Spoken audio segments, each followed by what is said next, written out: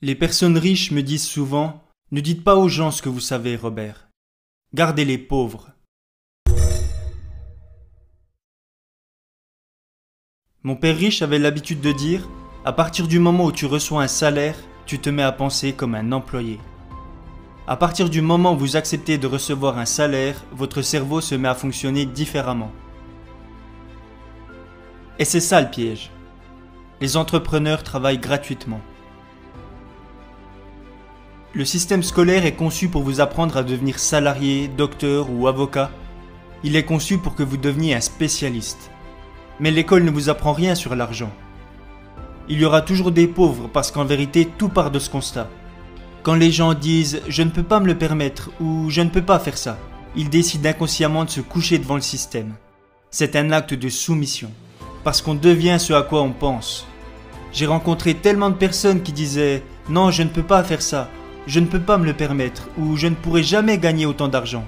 Mon père, qui était diplômé d'une grande université, me disait souvent « Qu'est-ce que tu crois que je suis? Je ne suis pas Crésus, je ne peux pas me le permettre. » Mon père riche me disait « C'est pour ça que ton père est pauvre. » Les personnes pauvres disent toujours « Je ne peux pas me le permettre, je n'y arriverai pas, je ne pourrai pas faire ça, je n'ai juste pas le temps. » Tenir ces propos est juste une ruse.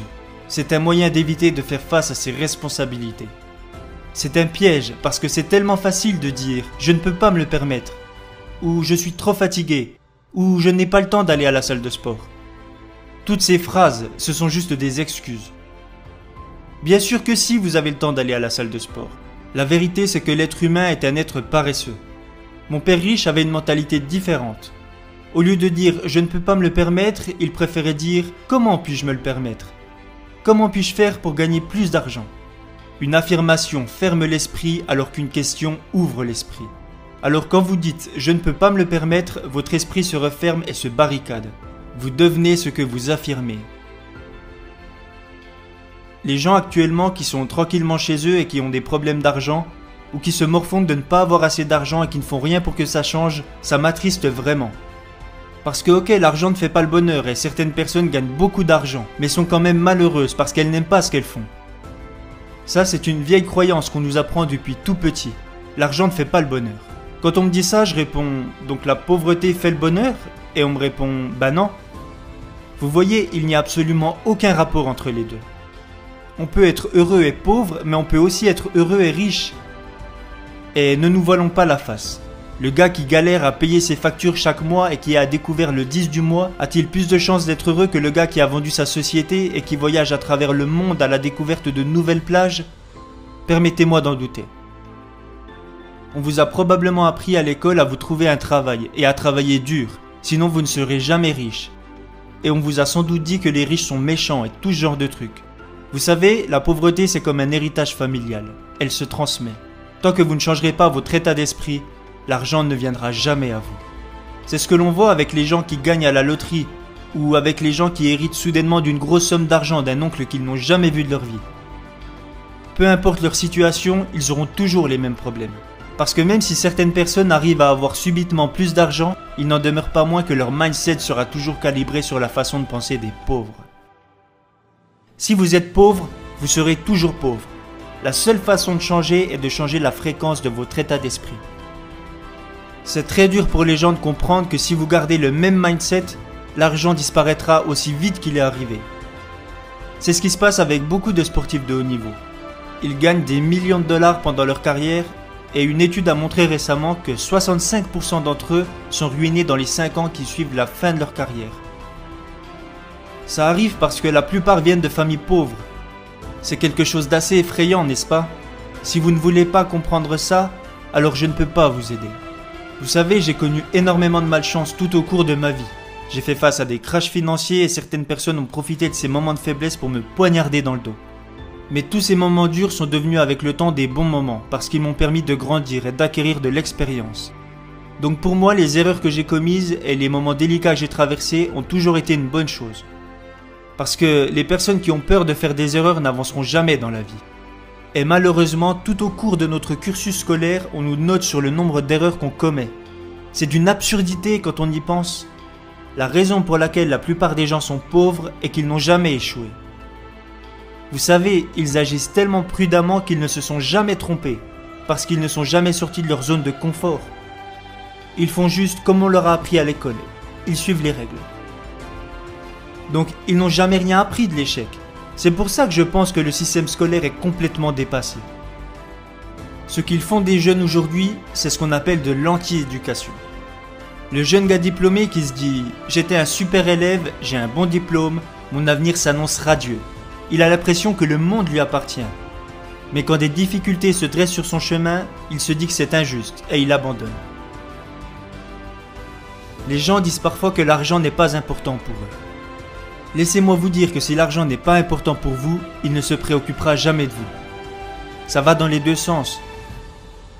Vous savez, il existe cette idée préconçue qui est de dire que les riches sont des gens égoïstes et avides, et qu'ils ne pensent qu'à leur portefeuille. Alors qu'en réalité, ce sont les pauvres qui sont égoïstes. Parce que quand on y pense, pour devenir riche, il faut donner quelque chose.